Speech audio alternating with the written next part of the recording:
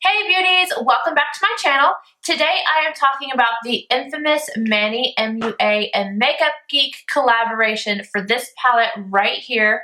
Super pretty. There's been a whole lot of fuss about this guy and I was lucky enough to get my hands on it. So I thought I would share my thoughts with you guys and then also a little tutorial on how I did this look at the end. I try to do something a little different and I will definitely be doing more tutorials with it. So let me just jump into this. So the palette has 9 shades in here, which is pretty awesome for the price. The palette was $45. But each regular eyeshadow pan is $6, and then it also contains 2 foiled shades, which is Luna, I think that's the name, yeah, Luna and Insomnia are both foiled, and those are 10 a piece, so it's really a great deal. And for me, I have not tried Makeup Geek shadows before, so that's why I got this palette. I was like, that is an easy way for me to try a few, and obviously it's going to be popular, so I'll be able to see if I like it. What I would tell you guys if I say buy it or leave it, and I'll go ahead and tell you buy it. It's really great.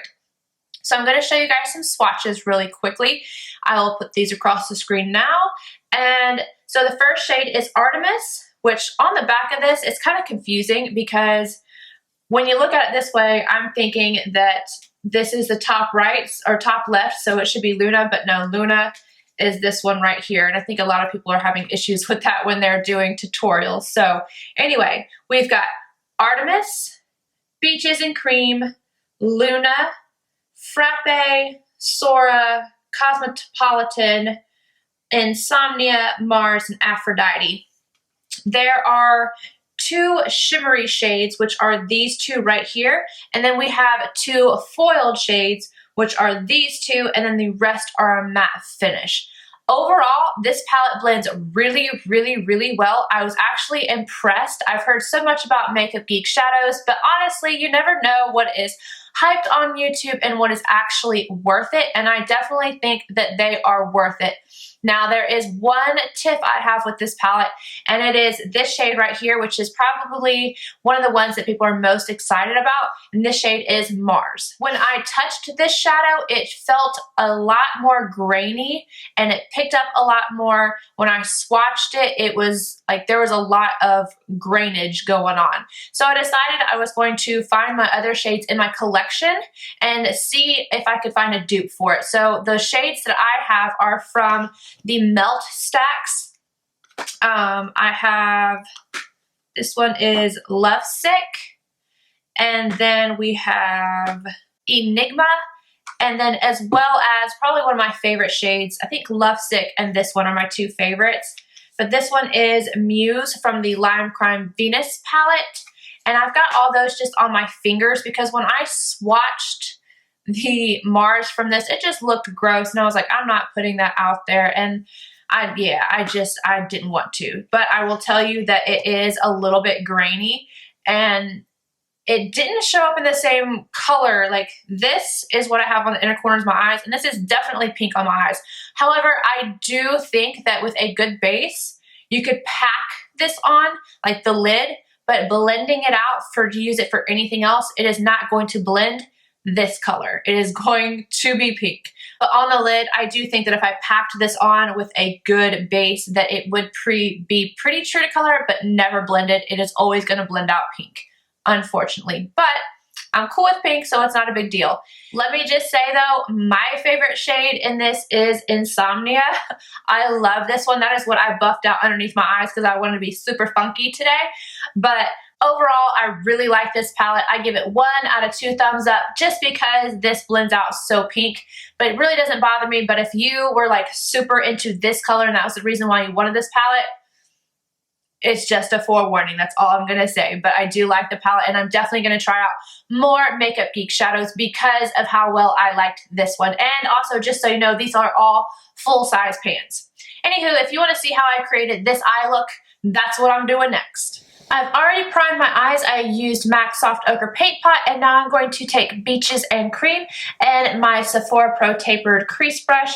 And I'm just going to pick this up and put it directly into the crease and then buff it upwards as a transition shade. Just make sure you're using circular motion so that this blends out.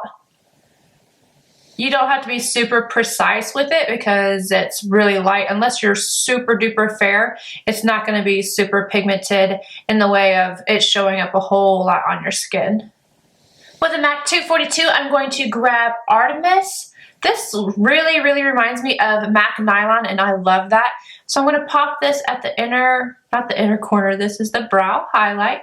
And I'm barely tapping because this is super duper pigmented, which is amazing. But I don't want it to be like, I don't want there to be a harsh line. Same brush and same color, and I'm going to buff this on the lid. I have no idea what I'm doing today, but I think I'm going to try and do something a little bit more dramatic. Not that it looks that way right now, but you know. So I patted it on and then I'm sweeping it back and forth. I think I could really get this color really intense on my lid, but I don't want it to be because I think we're going to go underneath and do something really smoky on the lower lash line. Going back in with my blending brush, I'm going to grab Sora right here, this middle matte shade, tap off any extra, and I'm just going to pop this on the outer corner of my eye and softly bring that up into the crease, but not much. I'm not going to be building this up either. I just want it to be pretty soft right here. But I do want to create a little bit of depth into the crease on this outer V. Small circular motions will blend that out perfectly. Almost said just fine. I'm actually really impressed so far with how these are blending on the lid and the pigmentation of them. So far, so good. Now I have a feeling I'm going to regret this because this is a white brush and I'm going to grab Mars down here.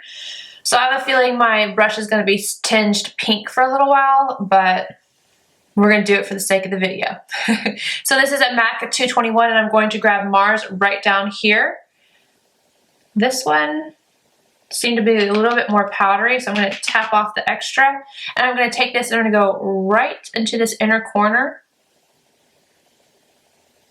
Starting here, I'm making circular motions, and then I'm kind of going to bring it up after I have gotten the majority of the product on that inner corner. And I'm flinging it up like into this crease area right here. Not being super precise, just having fun with it. And now, honestly, this color is a little bit more pink than what it looks like in the pan, so I don't know. I mean, it is pigmented, but it's just not the color that I would have thought it would have been. But I'm going to take a tissue and just get off any of the excess on my brush and go in and blend this out just a little bit. So I'm just doing soft circular motions because I just don't want it to be a harsh line here. And I'm just blending it out really softly. Kind of pushing it up towards the brow bone here. You guys are going to be like, what the hell is she doing? I'm having fun. That's what I'm doing. Now, no extra product on this brush, and I'm just going to buff one more time. Now with a MAC 219 pencil brush, I'm going to grab Black Track, and I'm going to buff this very closely to the waterline. You want to make sure that you do not get too much. Like, I'm going to pick up the smallest amount on my brush and then start in the center and work it out. I'm going from outer corner to inner corner. And then once I get that done, I'm going to take that brush again and get off the excess and quickly buff this out. Now I'm going to bring this end, the tail of it, up a little bit like this.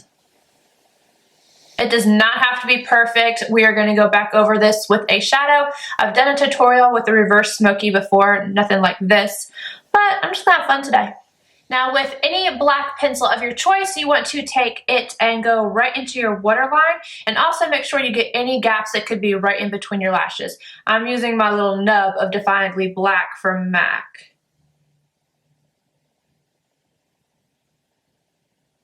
Now with my NARS pencil brush, I'm going to grab Insomnia, and I'm going to be really careful with this because I don't want any fallout. And I'm going to go right on top of the black and then drag it down. The black should really intensify the look of this shadow. I'm going to stop the shadow right here because I'm going to get another brush and wing it up because this one will be too thick. I'm just going to drag this down a little bit. Same shadow, different brush. This is the MAC 263 angled brush. I'm going to tap this in here, tap off the extra, and then wing this up a bit. Barely touching my lid, and I'm going to bring a little bit of that right in here so it's not too harsh. And just flick it up as much as you want to. And like I said, I'm just barely touching my skin because I don't want it to be like a really harsh line. I want it to just softly buff onto the skin. Now I'm going to go off camera and add on my lashes and mascara. Not in that order. We'll do mascara and then lashes, and I'll be right back. Alright guys, that's it for the video. I hope you enjoyed this tutorial and review. If you did, please give it a thumbs up. If you're not subscribed, please do so, and I will see you guys again soon. Bye!